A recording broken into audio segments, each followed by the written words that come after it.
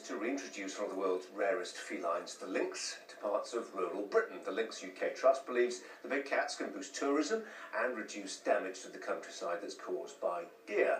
We're joined now by Dominic Dyer, Policy Advisor at the charity Care for the Wild International. Dominic, very good morning to you. Lynx is last seen in the UK 1,300 years ago.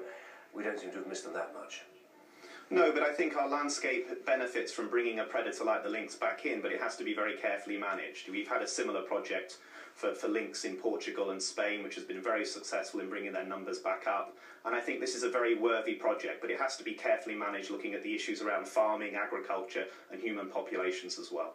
If we assume they're going to predate on deer, why not sheep, domestic cats, dogs? Well, I think it's really down to where you bring these animals back into. If you look at where they're actually going to be reintroduced, if this goes ahead, it will be into private estates in Norfolk, Northumbria, Aberdeenshire. These areas are away from large areas of human population. There are large deer populations in those areas where the actual lynx can predate on them. And I think there are measures in place by putting satellite collars on these animals, for instance, to actually track their movements and to ensure that you graze sheep maybe 250 metres or beyond the tree line. These are very shy single predators in that sense, and they won't go out beyond the tree line generally in that sort of direction where sheep will be grazing. Non-native species can escape, can't they? We think of the minx, for instance. Yes, but you know, that was because you were sort of seeing animal rights activists actually go into fur farms and release those animals, and they have caused problems. But if you carefully reintroduce an animal, as we've seen with beavers, where we're seeing some real benefits of bringing them back in controlled areas, also with sea eagles as well, there is no reason why we can't bring animals back into our natural landscape that have actually not been here for many, many years. Yeah. Where do you draw the line, Dominic, with rewilding? Because, I mean, there are some people out there who think we should reintroduce bears to the UK, wolves. There have been some problems when wolves have been reintroduced in parts of France, again predating on sheep. Where do you draw the line?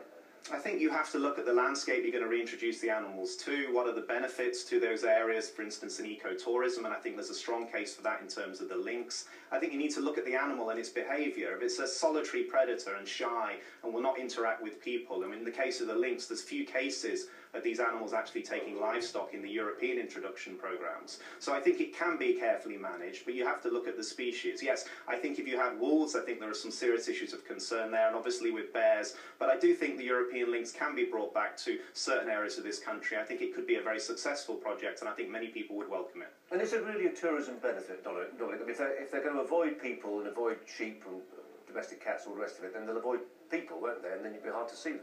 Yes, but I think you can set up, you know, programmes by which you can establish hides in areas where they might be seen and can be watched from a distance. You know, a lot of people are viewing animals like pine martens in this way, or badgers and other species. So there is a significant benefit to the economy of many parts of the country from wildlife watching and tourism. Even if those animals are shy, you can establish programmes which will allow people to view them from a distance safely. Well, it's an interesting project indeed. Dominic Dyer, Policy Advisor, charity Care for the Wild International. Dominic, thanks very much indeed for your time.